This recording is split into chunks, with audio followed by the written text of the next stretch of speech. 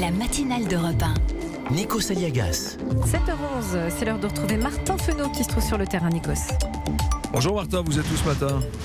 Bonjour Nikos, alors écoutez, je suis les pieds dans le sable ce matin au bout d'une longue plage à la pointe du Cotentin, parce qu'ici même, il y a 5 jours, un morceau de fauteuil d'avion a échoué sur le rivage. Ce serait un débris de l'appareil qui transportait Emiliano Sala, le footballeur.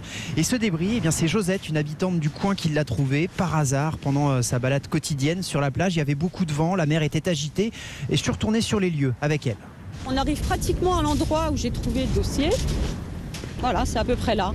J'ai vu un chose carré gris qui arrivait avec les vagues. Je pensais que c'était un container à mettre à la poubelle. Donc je dis, je vais le remonter, je vais le mettre à la poubelle. Je lève, je regarde ce que c'est. Et quand je lève, je vois une écriture derrière.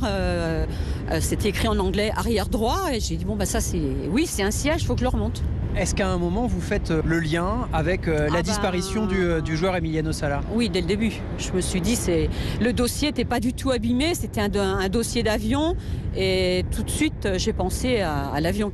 Triste découverte, et on pense évidemment à cet avion disparu il y a 10 jours avec le footballeur et son pilote à bord. Est-ce qu'elle vous a confié ce qu'elle a ressenti à ce moment-là, justement, Josette ? Alors, vous savez, Nikos, il y a un détail qui en dit long sur son émotion, c'est que cette femme d'une cinquantaine d'années, qui est assistante maternelle, elle a traîné le fauteuil, seule, ce débris imposant sur la plage pour le mettre à l'abri. Écoutez ce qu'elle se disait en le tirant en haut de la dune. C'est un gamin, c'est un jeune, quoi. Voilà, ça fait mal. Ce joueur-là a joué à Caen, qui est notre club phare quand même. On connaît quand même les figures. Et puis ça nous touche, quoi. C'est un jeune garçon qui est parti pour gagner peut-être un peu plus d'argent et puis il n'en profitera jamais, quoi.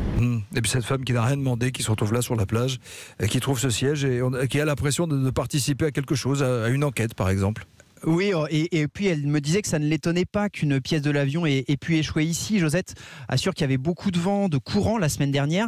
Et puis évidemment, elle va suivre avec attention les recherches qui doivent reprendre en pleine mer pour tenter de localiser l'épave. Oui, des recherches sous-marines avec sonar qui devraient débuter dans les prochains jours.